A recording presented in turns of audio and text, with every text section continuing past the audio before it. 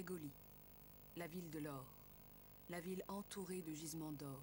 C'est ainsi qu'une langue locale désigne la plus importante ville d'Afrique du Sud, celle que les afrikaners ont plus platement baptisée Johannesburg.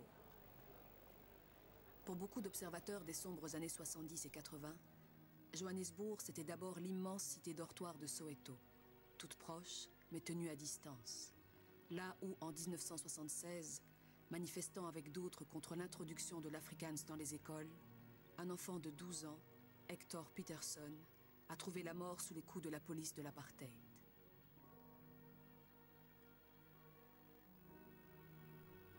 Lorsque le jeune Peterson meurt sous les balles de la police, il y a près de 15 ans que Nelson Mandela est emprisonné et 12 ans qu'il est enfermé dans le bagne de Robben Island, au large de la ville du Cap. Il écrit dans ses mémoires « Dans ma cellule, quand je m'allongeais, je sentais le mur avec mes pieds et ma tête toucher le ciment de l'autre côté. J'avais 46 ans, j'étais condamné à la prison à vie et je vivrais dans ce petit espace pendant je ne savais combien de temps. » La libération de Nelson Mandela quelques années plus tard, en 1990, sera l'un de ces événements majeurs qui vont accélérer et justifier le processus de démocratisation que connaît alors une grande partie du continent. 1990, l'année de toutes les promesses.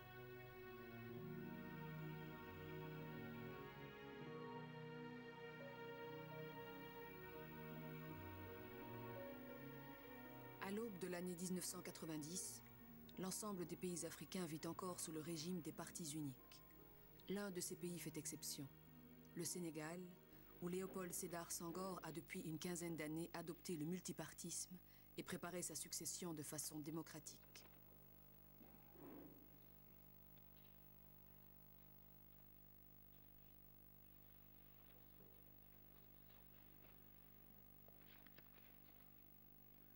Monsieur le Premier Président, après y avoir mûrement réfléchi, j'ai décidé de me démettre de mes fonctions de président de la République. Beaucoup de ses homologues chefs d'État n'ont pas apprécié. Parce que chacun se disait, s'il fait ça, nous aussi, on va nous pousser à faire la même chose. Je n'en dis pas plus, mais je peux vous dire que beaucoup de ses collègues, de la même génération à peu près, n'ont pas beaucoup apprécié ce qu'il a fait. Que les collègues de sa génération n'aient pas beaucoup apprécié la démission de Senghor, c'est presque une litote. 10 ans après le geste inouï du Sénégalais, ses homologues s'accrochent toujours à leur pouvoir et souvent avec ostentation. Ainsi, Félix Houphouët-Boigny, qui dans sa ville natale de Yamoussoukro en Côte d'Ivoire, a obtenu du pape Jean-Paul II la consécration de la basilique Notre-Dame de la Paix. Une réalisation toute personnelle et mégalomaniaque du vieux chef de l'État, et d'ailleurs fort mal reçue dans un pays en pleine crise économique. Et que dire de Mobutu Sese Seko, qui n'hésite pas à faire chanter son nom et sa gloire par une population dont la vie quotidienne est rendue très pénible, tandis que la sienne ne souffre guère de la situation économique du Zaïre, qui est plus que chancelante.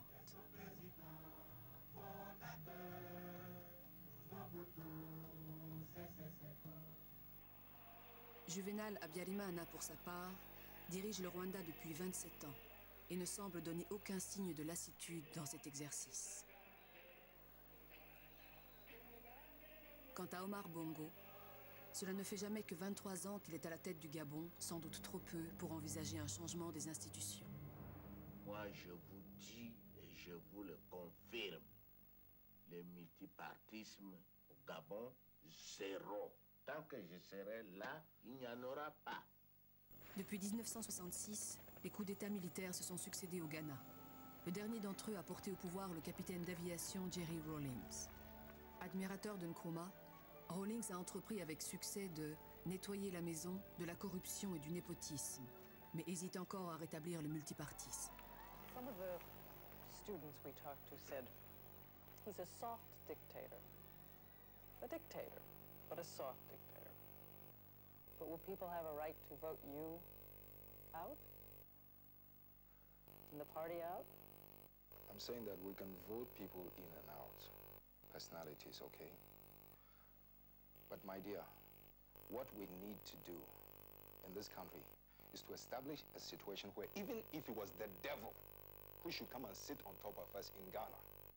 By virtue of certain procedures, certain practices, the devil cannot get away with doing whatever he wants. He would necessarily have to do what the people expect of him. Poussée démocratique, instauration du multipartisme, élections libres, rien de tout cela en Afrique du Sud et dans les pays qui l'entourent. L'apartheid continue d'être le système qu'il faut vaincre, l'obstacle à tout changement décisif.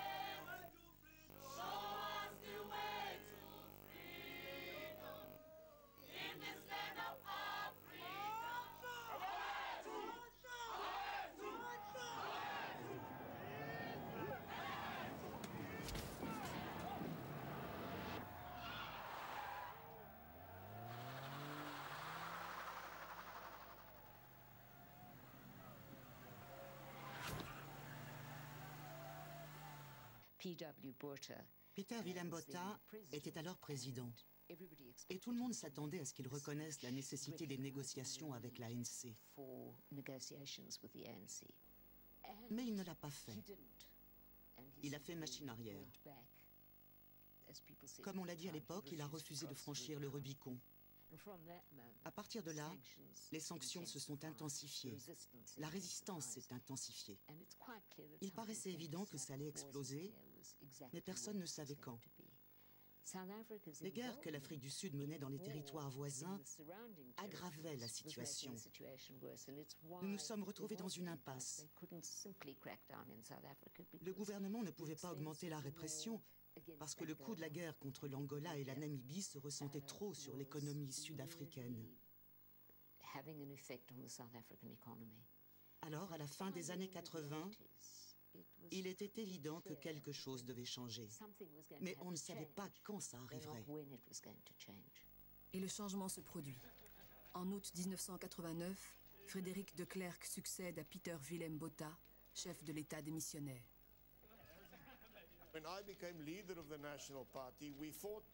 J'ai pris la tête du Parti national et en septembre 1989, lors des élections, nous avons fait campagne avec le message suivant. Il faut effectuer de profonds changements, il faut négocier et ouvrir ces négociations à tout le monde. Il faut créer une nouvelle Afrique du Sud. C'est nous qui avons dit les premiers, notre but doit être une toute nouvelle Afrique du Sud. Le South African Council of Churches, qui regroupe les églises protestantes, s'est engagé dans la lutte contre l'apartheid. Desmond Tutu en est l'un de ses plus spectaculaires dirigeants et acteurs. We say we are the rainbow people. I want you to lift your hands.